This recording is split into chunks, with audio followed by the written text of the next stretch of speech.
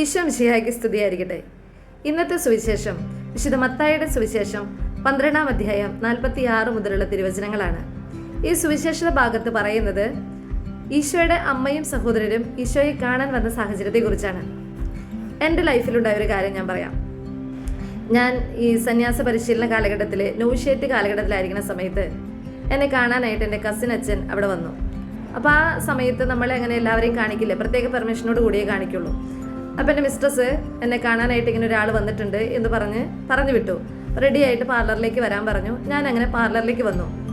അപ്പോൾ ഈ അച്ഛനെ കാണിച്ചിട്ട് സിസ്റ്റർ ചോദിച്ചു, അറിയോ എന്ന് ചോദിച്ചു. അപ്പോൾ ഞാൻ കണ്ടിട്ട് എനിക്ക് അങ്ങനെ ഒരു പരിചയം തോന്നണില്ല. ഞാൻ പറഞ്ഞു എനിക്കറിയില്ല ആരാ അത് എന്ന് ചോദിച്ചു. അത് കേട്ട വശം ആ അച്ഛൻ്റെ മുഖം കൂടെ ആകെ ചൂളിപ്പോയി. കാരണം ഇത്രയും പെർമിഷൻ ഇല്ലാത്ത സമയത്ത് വിത്ത് പെർമിഷനോട് കൂടി കാണാനായിട്ട് വന്നിരിക്കുകയാണ്. അപ്പം ഞാൻ അറിയില്ല എന്ന് പറഞ്ഞപ്പോൾ ആ അച്ഛൻ ആകെ ചൂളിപ്പോയി. അപ്പം ഇങ്ങനെ എന്നെ പരിചയപ്പെടുത്തി തന്നു ഇന്ന ആളാണെന്ന്. അപ്പം എനിക്ക് ഓർമ്മ വന്നു, ഞാൻ കേട്ടിട്ടുണ്ട് എന്ന് പറഞ്ഞു. ഞാൻ എപ്പോഴോ കണ്ടിട്ടുണ്ടെന്ന് തോന്നുന്നു, പക്ഷെ എനിക്ക് ഓർമ്മ കിട്ടുന്നില്ല. അപ്പം സിസ്റ്ററിനും ആകെ അയ്യടാന്നായി.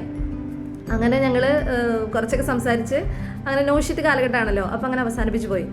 പിന്നെ സിസ്റ്ററും എന്നോട് ചോദിച്ചു, എന്താ ഇയാൾ ഇങ്ങനെ പറഞ്ഞ് കണ്ട വശം അറിയില്ല എന്ന് പറഞ്ഞപ്പോൾ അച്ഛനാകെ അയ്യടാന്നായി പോയില്ലേ ചോദിച്ചു. പിന്നീട് ഇതെൻ്റെ വീട്ടിലുള്ളവരോടും ബന്ധുക്കളോടും അച്ഛൻ പറഞ്ഞു. പിന്നെ ഞാൻ സിസ്റ്റർ ആയതിനു ശേഷവും ഇത് പറഞ്ഞ് കേട്ടിട്ടുണ്ട്, കാണുമ്പോൾ ഇങ്ങനെ പറയും. അപ്പോൾ അത് പറഞ്ഞു കഴിഞ്ഞപ്പോൾ എനിക്ക് തോന്നി വേണ്ടായിരുന്നു എന്ന്. പക്ഷെ പിന്നീട് ഞങ്ങളുടെ സംസാരത്തിലും അങ്ങനെയൊക്കെ പിന്നെ ആ റിലേഷൻ പുതുക്കിയെടുക്കാനായിട്ട് നമുക്ക് സാധിച്ചു. അപ്പം ഇന്നത്തെ വചനഭാഗത്ത് സ്ലീഹന്മാരെ കൂടെയുള്ളവർ വന്നിട്ട് ദേ നിൻ്റെ അമ്മയും സഹോദരൻ വന്നിട്ടുണ്ടെന്ന് പറയുമ്പോൾ ഈശോ അങ്ങനെ ഒരു മറുപടി, ആരെൻ്റെ അമ്മയും സഹോദരനും എന്ന് ചോദിച്ചപ്പോൾ ഉണ്ടായിട്ടുള്ളൊരു ചൂളിപ്പോവില്, അതൊരു ചൂളിപ്പോല് തന്നെയായിരിക്കും അല്ലേ. പക്ഷെ എന്നാലും ഈശോ പറയാണ്, അതൊക്കെ പിന്നെ വീണ്ടെടുക്കാന്നേ, ഒന്ന് കെട്ടിപ്പിടിച്ചാൽ മതി, വീണ്ടും നമ്മൾ മിണ്ടിയാൽ മതി, ഒരു ഹായ് പറഞ്ഞാൽ മതി, അതൊക്കെ റെഡിയാവുന്നേ എന്നുള്ളൊരു മീനിങ് അതിൽ നിന്ന് തരുന്നുണ്ട്. കാരണം പിന്നീടും അവരൊരുമിച്ച് ജീവിച്ചുല്ലോ. എന്നിട്ട് അതിൻ്റെ കൂടെ ഈശോ പറഞ്ഞു വയ്ക്കുകയാണ്, നിങ്ങളുടെ സ്വർഗസ്ഥനായ പിതാവിൻ്റെ ഇഷ്ടം നിങ്ങൾ നിറവേറ്റുന്നുണ്ടോ? ഇങ്ങനൊരു സ്വർഗസ്ഥനായ പിതാവ് നിങ്ങൾക്ക് ഉണ്ടെന്നേ. ആ പിതാവിൻ്റെ ഇഷ്ടം നിറവേറ്റുന്നവരാരോ അവരാണ് എൻ്റെ അമ്മയും എൻ്റെ സഹോദരൻ എന്ന് ഈശോ പറഞ്ഞു വെക്കുക. ഇതിലൂടെ ഈശോ നമ്മളോട് പറയണത് എന്താ?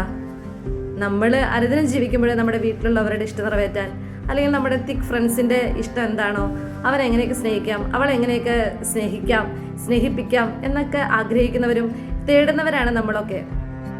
എന്നാൽ ഈ അനുദിന ജീവിതത്തിൽ നമ്മൾ ഓർക്കണുണ്ടാവും, എനിക്ക് ഇങ്ങനൊരു പിതാവുണ്ട്, എൻ്റെ ഭൂമിയിലുള്ള എൻ്റെ കൂടെയുള്ള എൻ്റെ അപ്പനും എൻ്റെ അല്ലെങ്കിൽ ഡാഡി അല്ലാതെ എനിക്ക് ഇങ്ങനൊരു സ്വർഗത്തിൽ എൻ്റെ സ്വർഗസ്ഥനായ പിതാവ്, എന്നെ സൃഷ്ടിച്ച പിതാവ് എനിക്കുണ്ട്.